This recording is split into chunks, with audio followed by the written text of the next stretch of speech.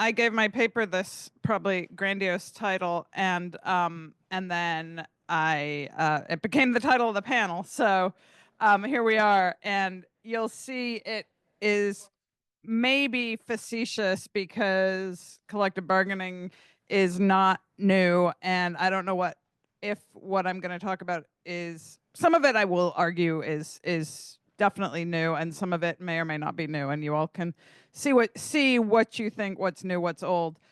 What I'm doing here is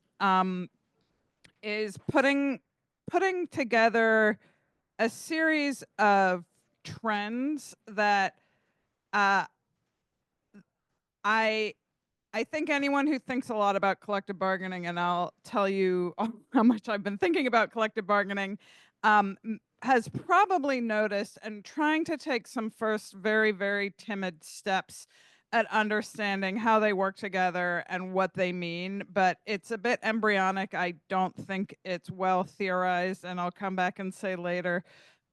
It's very, very difficult to quantify. I am going to be talking about the US context. All of my examples are drawn from the US.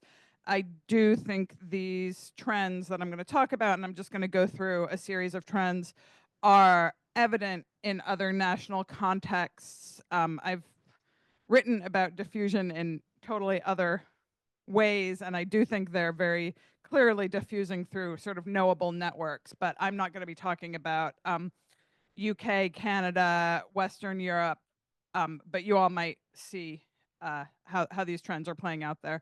So I I'm just going to go through basically a series of trends that are interrelated. You might say that my categories are not discrete. You can argue with them and sort of talk about what I think is going on here. What I'm talking about is a series of what I call emerging or re-emerging trends.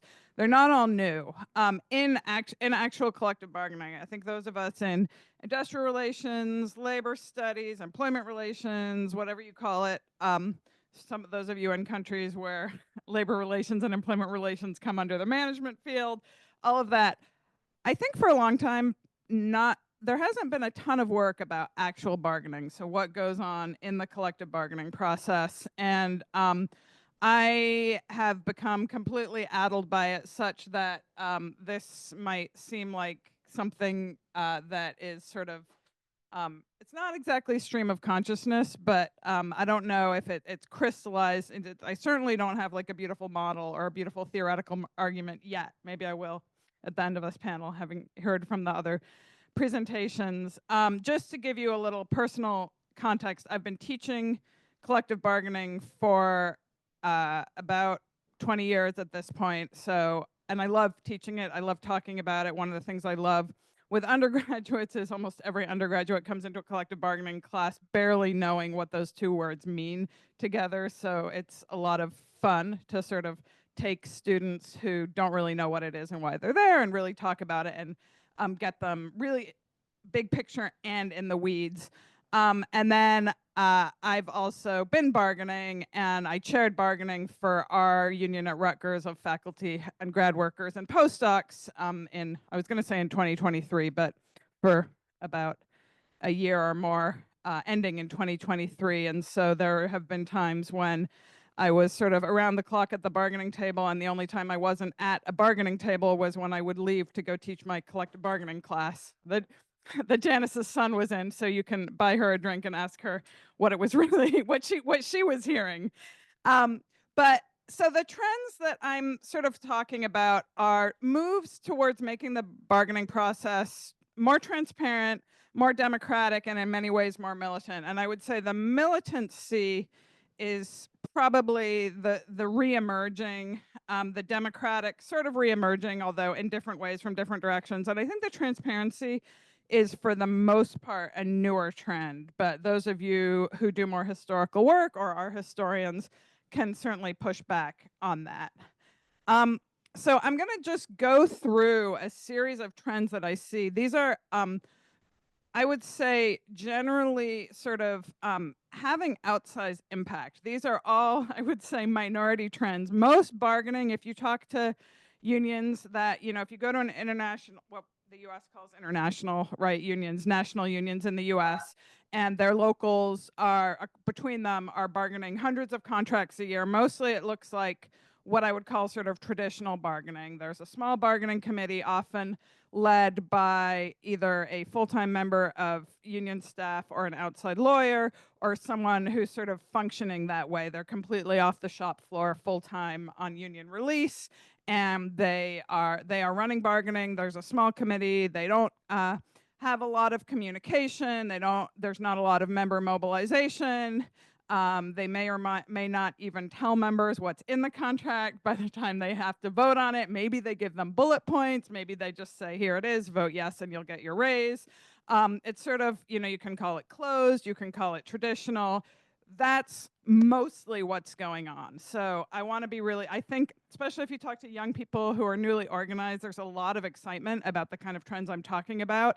And they are exciting, but I just want to talk about the scale. It's tiny. It is tiny. And if any of you have an idea how to measure it, I want to know, because I think it's actually very, very hard to quantify. So what the first sort of trend is this inclusive and democratic approach. This is a picture of the lecturers union at the University of Michigan. They're all sitting in on bargaining, right? So you see probably the core bargaining committee at the front and tons of members.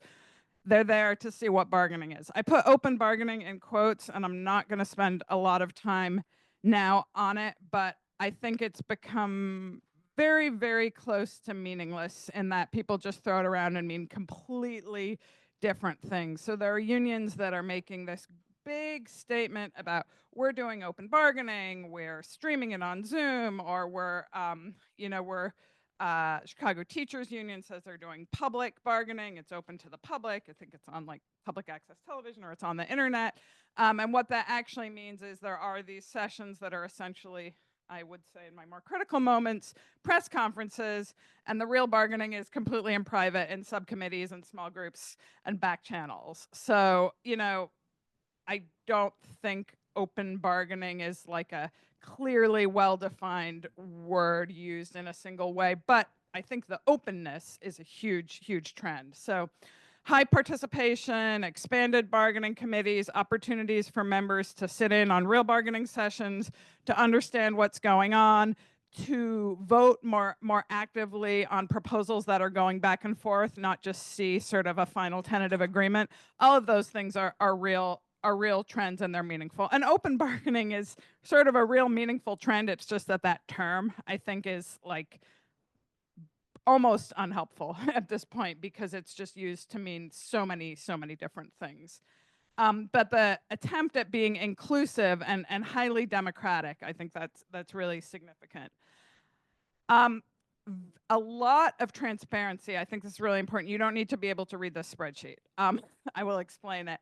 I mentioned explaining what's going back and forth. So any of you that have not been part of a bargaining committee but had a contract bargained on your behalf, most likely you got something at the end that said, we have a tentative agreement. Maybe you got the whole tentative agreement. Maybe you got something that had some bullet points on it that said, this is the pay increase. These are the significant changes. There's a really, I think, very, very positive trend to say, let's tell you every single thing that happens along the way. So this is just an example, but you can pull up a zillion spreadsheets like this. This is from the Stanford University graduate workers, but I think people are basically using the same format. On the left, you have a list of articles. This is a first contract, by the way, but this could happen in a first contract or a very mature contract. The next column with the red, yellow, and green, that tells you green is if it's tentatively agreed, or which team is whose court it's in, as we say, so who owes the next offer. And then you can see those blue highlighted, those are links. So on each one of those, you can click through and see what went across the table, right? So we haven't agreed vacation time yet. What were the last offers? What was every offer that went back and forth, and what did it look like? And so just sharing that, this is on the internet. So theoretically it's available to all members, but it's available to everybody in the world, right? So instead of saying, It's important that we keep things quiet and secret, or it's not important, but that's what we're going to do because it's easier, or whatever else, saying we really value transparency. We think that it's important that members who choose to have access to really the details of this, and to my mind, then understand why the tentative agreement is the tentative agreement, right? What did you give up? How did it evolve along the way? What did you trade for something else? So this transparency, and that is the transparency, I think, is really enabled by tech, right? So the fact that you can share that, you can put all those documents up and everybody can have access to them. It's a little bit harder, and this goes for a lot of things, when if you want things only to be available to union members and not the whole world, that's a little bit more challenging. Actual bargaining tables that are on Zoom or hybrid. This is a Crooked Media podcast company, and you can see a bunch of, again, a first contract. This is more common, I think, younger workers and first contracts, but I've already told you I can't quantify it, so I may be wrong. And then you see the workers joining remotely, right, on the Zoom screen in the background. That is very, very common, and there's some contracts where it's been taken to pretty high extent, where, for example, the academic workers at Columbia, the graduate workers, they bargained entirely on Zoom. It was in pretty deep pandemic times, so it wasn't necessarily a choice between Zoom and in person. And what they did was they had a whole rejected tentative agreement.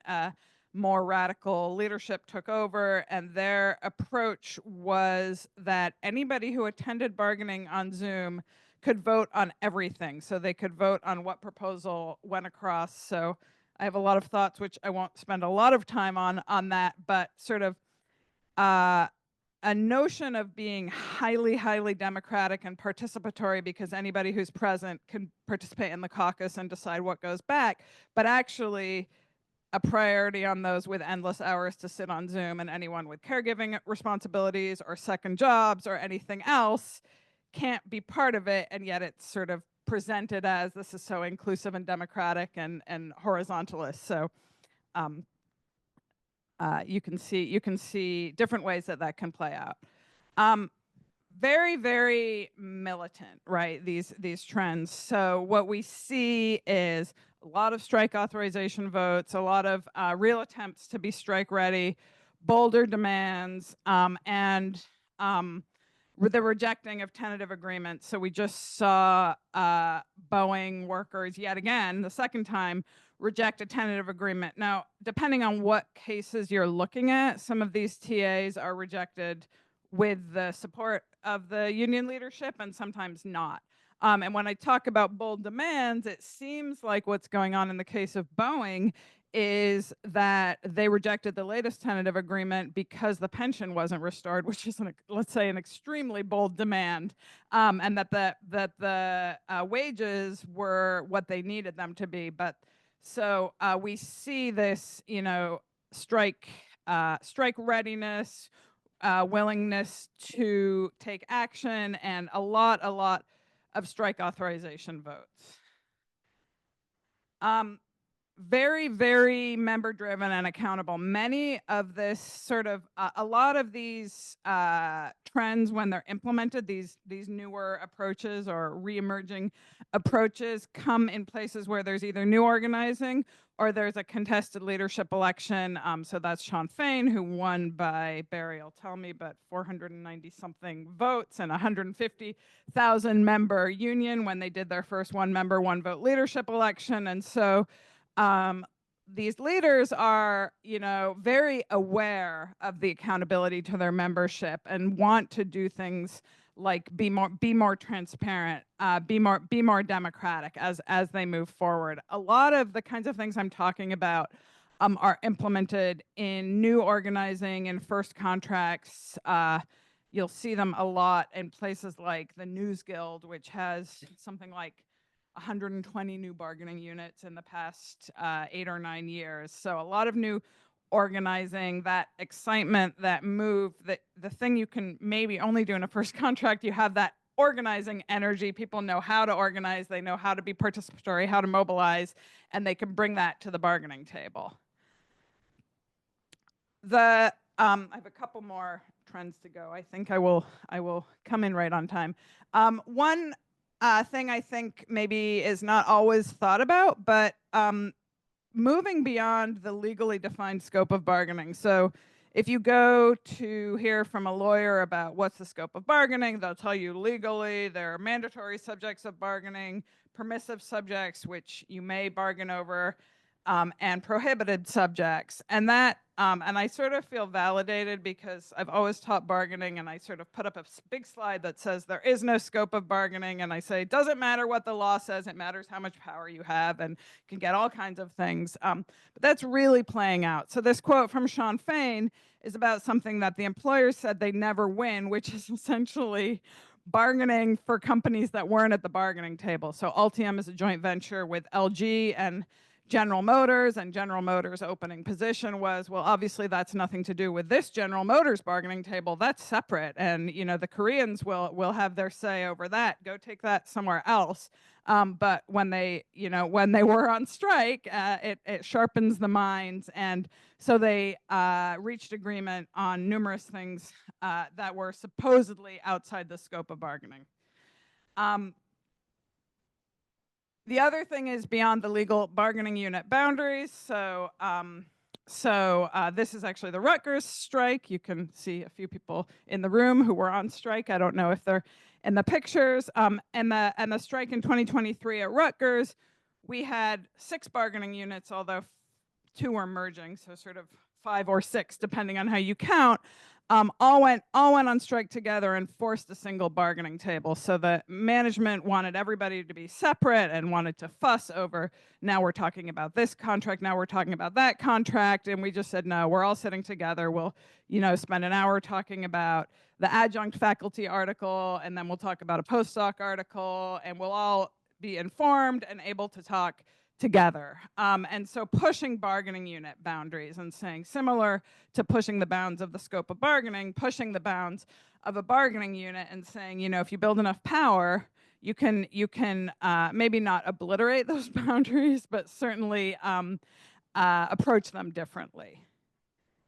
So I said this already. I feel like these trends are really, really difficult to quantify. If you go to sort of anywhere where there are young and newly organizing workers, you would think that this is like 95% of bargaining tables, right? If you go to go talk to a bunch of news guild, digital media, news shops, they're all doing it, right? It really is very, very widespread in a small number of kinds of workplaces. I don't know how to really understand what it looks like in, across the whole range of bargaining tables.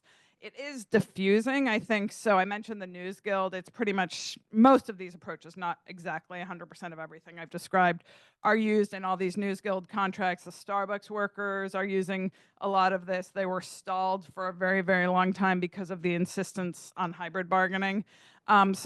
There's a lot of sort of worker to worker and through networks like Labor Notes, probably DSA, other places where people are hearing about how can we sort of have this bargaining that reflects our politics and our approach to organizing. And it's sort of punching above its weight in terms of attention. So I think you could really think that it is more widespread than it is, but that attention, I think, increases the impact and the diffusion. The impact is, this is not rocket science. It's obviously an increase in worker or union member voice.